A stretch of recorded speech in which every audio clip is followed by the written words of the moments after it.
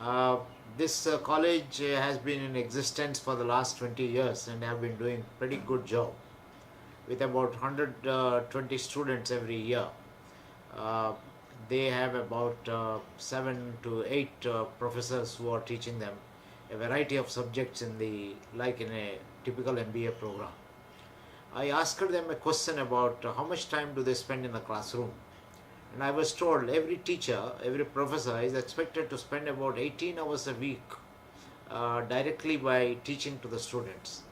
Then we calculated they follow a semester system, and therefore there are about 550 hours in a year every professor teaches the students.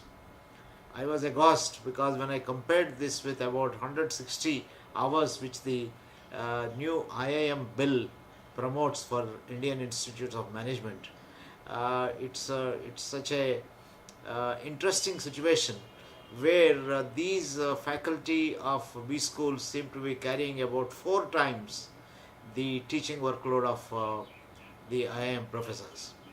That is a separate issue. The issue on which I was talking to them was the institution building role of teachers in any college, any institution. Because I strongly believe to be a teacher is a God sent opportunity and you can do wonders while teaching. Teaching is a great process where you learn and you grow while you teach others. You disseminate, you prepare future citizens of the country, of the world who add a lot of value. Every student you are adding value in turn keeps adding value to the rest of the society. That's what is a great thing about teachers. I asked them a question. In order to prepare for a 550 contact hours, how much do you spend at home? Normally, in the olden days, I used to learn from Ravi Mathai at IIM Ahmedabad that for every contact session you teach, you spend about double or even triple the amount of the time preparing for that. Of course, over a period of time, if you teach the same thing, you don't need to spend so much of time because you become a master of that particular kind of session, and you may just prepare about the same time as a student is required to prepare as the contact time lasts. So the question I ask to this faculty is that suppose you each faculty member spends about 1100 hours uh, preparing for the 550 hours of teaching. That means in total that you are spending about 1650 hours in education, of which one third is for teaching and two-third is for learning. I mean, that is the way it is.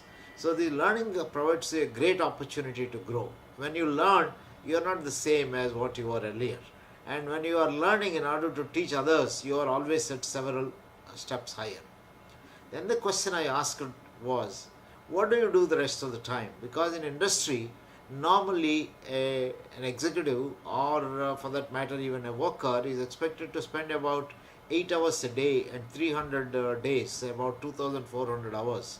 So of which now 1650 hours, of which one third you are teaching, two third you are learning, and you are still left with another 550, 600 or even more hours.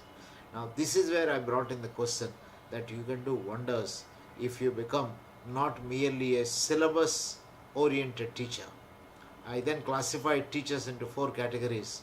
One category of teachers, like in my book on managers who make a difference, I talked of doers, achievers, visionaries, and missionaries.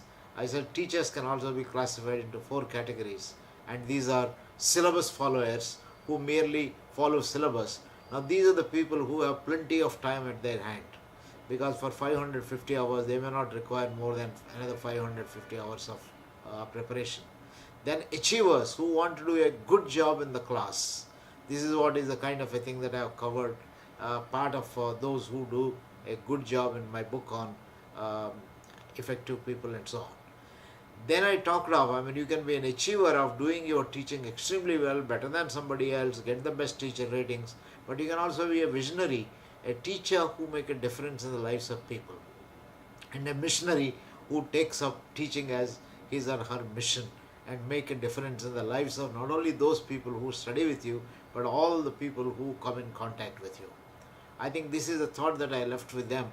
If you want to be an institution builder, and when you build an institution, it has a lasting impact on the rest of the society. And institutions are much larger and much more value adding entities than organizations. Organizations produce goods and normally a little bit of services, and these goods and services have limited value, whereas in educational institutions you are building intellectual capital, and this intellectual capital further multiplies the intellectual capital of the country. So you are in a great kind of a profession, and if you can be an institution builder, you build your institute, you also build institutions outside your institute, you can make a hell of a lot of difference in the society. This is what is the kind of message that I have given, and I am passing this little message to those teachers who are interested in seeing themselves in much more positive and higher light than what they normally see. All the best for all teachers, and a happy Teachers' Day.